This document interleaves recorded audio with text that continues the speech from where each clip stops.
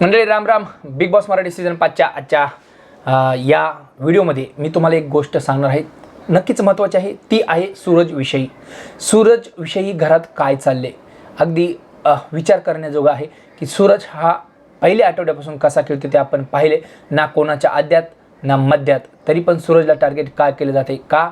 Suraj competitor आहे, Suraj number 1ला आहे, किंवा सूरज कॉम्पिटिटर असल्यामुळे त्यांना मोठी भीती असल्यामुळे सूरजला टार्गेट करून त्याला काढण्याच्या प्रयत्नात तर नाही ना. अशा सर्व गोष्टी पाहिल्या जातात. फक्त तिथे सपोर्ट करणारे एकमेव सदस्य जे आहेत सर्वात जास्त ते आहेत प्याडीदादा.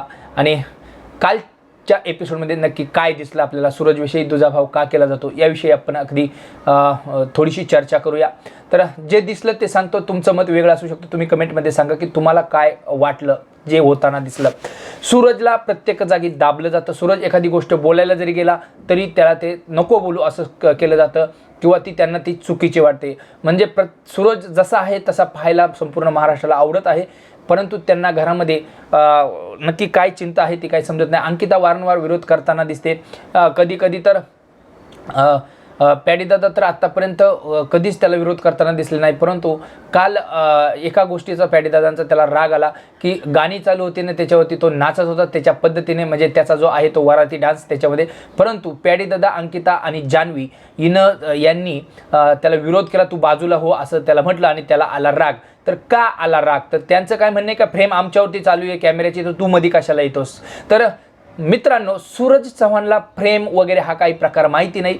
तुमच्या फ्रेम, तुम्ही आता मोठे ॲक्टर झालेत म्हणून तुम्हाला त्या फ्रेम बीम माहीत असतील, परंतु त्या सूरजला माहिती नाही. त्याला एकदा समजून सांगितलं की काय फ्रेम बीम आहे असं, अशी गोष्ट आहे.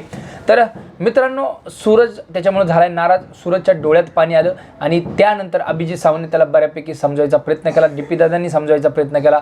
पण एकदा इथे लागलेली जी गोष्ट आहे ना ती विसरायला खूप वेळ लागतो. तरी त्याने सावधगिरीचा पाऊल घेतला आणि सॉरी म्हणून तो विषय त्याने स्वतःच संपवून टाकला. तर याला सूरजचं मोठेपण म्हणतात. पॅडीदादा आतापर्यंत त्याला सपोर्टच करत आले, परंतु तिथे अंकिताचा जो विषय आहे तो खूप हार्ड आहे. अंकिताला एवढा ॲटिट्यूड आहे. अंकिता मागच्या रक्षाबंधनच्या वेळेस मित्रांनो बोलली होती की मी स्वतः तुझ्या नवीन घराच्या टायमाला घरी येईल तुझ्या, आणि तो बोलला की तू जेव्हा घरी येशील ना तेव्हा तू बघ मी काय बोलतोय ते खोटं आहे का खरं आहे का वगैरे. ती म्हणली मला तुझ्या घरीच यायचं नाही, मला काय यायची गरज पण नाही वगैरे वगैरे.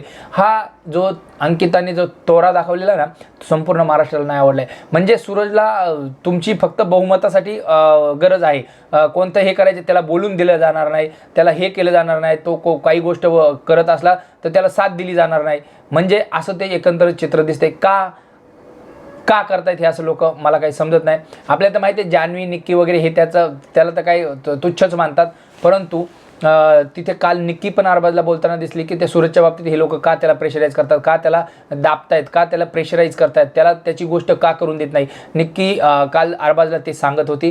तर याच्यामध्ये खरं काय राजकारण, खोटं काय राजकारण आपल्याला माहीत नाही. तुम्ही नक्कीच कमेंट करून सांगा. तुम्ही जर या गोष्टी एपिसोडमध्ये पाहिल्या असतील, मला जे जाणवलं ते मी सांगितलं, जे की फार चुकीचं आहे. पॅडीदादांनी सुद्धा तिथे सॉरी म्हटले. याचा अर्थ पॅडीदादा जोरात ओरडलेले आहेत त्याला, आणि त्याला कुठेतरी वाईट वाटले म्हणून पॅडीदादा सॉरी बोललेले आहेत त्याला.